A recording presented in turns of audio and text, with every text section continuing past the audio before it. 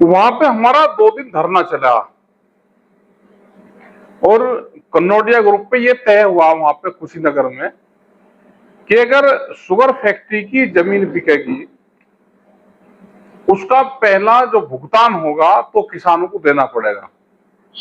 अभी प्रशासन ने उसके ऊपर रोक लगाई है और किसान संगठन और वहां प्रशासनिक अधिकारी उस पर नजरें बनाए हुए हैं।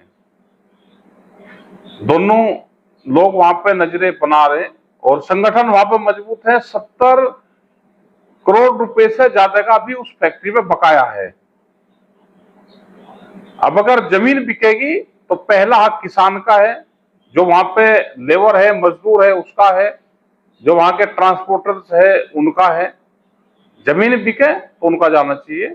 और जो मिल मालिक होते हैं ये जमीनों को कई हिस्सों में बांट कर रखते हैं।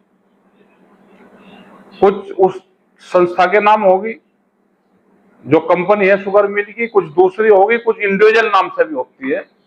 तो हो सकता है कि कौन सी जमीन ये बेच रहे हैं वो तो वहां का प्रशासन देखें और हम भी वहां के डीसीओ से, वहां के अधिकारियों से बातचीत इस संबंध में करेंगे।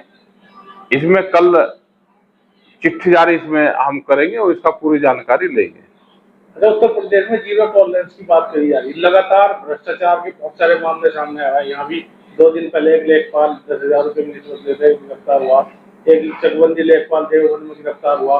लगातार रोज इस तरह के मामले। ठीक है भाई, भ्रष्टाचार खत्म होना चाहिए, लेकिन इनका ये अपने बड़ों का भी देख ले। विभाग नहीं, भ्रष्टाचार तो बहुत जगह है, उसका भी कम कर दे।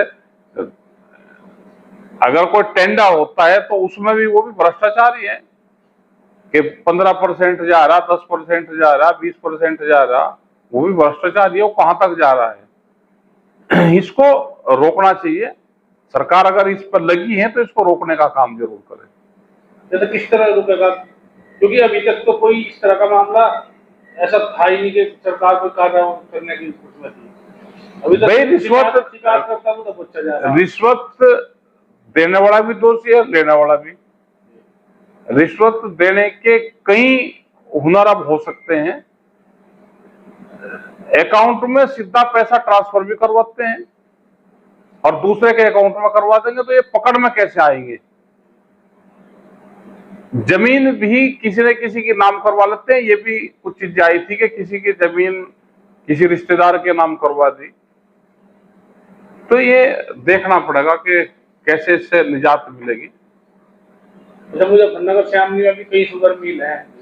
शामली बागपत जो मुजफ्फरनगर में एक शुगर फैक्ट्री है, बजाज की है। शामली में 3 शुगर फैक्ट्री है, बजाज, राणा और एक शामली ग्रुप की है। शामली ग्रुप की फैक्ट्री तो ले ली त्रिवेणी ग्रुप ने, वो तो शायद भुगतान अब कर दे। लेकिन बड़ी समस्या है कि जिन फैक्ट्रियों का भुगतान नहीं हो रहा उसमें बजाज ग्रुप है, उसमें सिंभावली और मोदी और कुछ ग्रुप है जो छोटे छोटे हैं, वे भुगतान अभी देरी से भुगतान कर रहे हैं। सुप्रीम कोर्ट का सीधा वो है आदेश के 14 दिन में भुगतान करेगा। अगर 14 दिन में भुगतान नहीं होता तो उसके बाद फिर ब्याज शुरू हो, किसान को ब्याज उसका दिया जाए। अब राजा सुप्रीम कोर्ट के घर जा लिया भाई, अब क्या होगा देश में। कागजू में रहेंगे ये। अमीर आदमी के लिए है ये, गरीब आदमी के लिए तो नहीं है। ये तो गन्ना एक्ट में है। कोर्ट के आदेश को मान कौन रहा।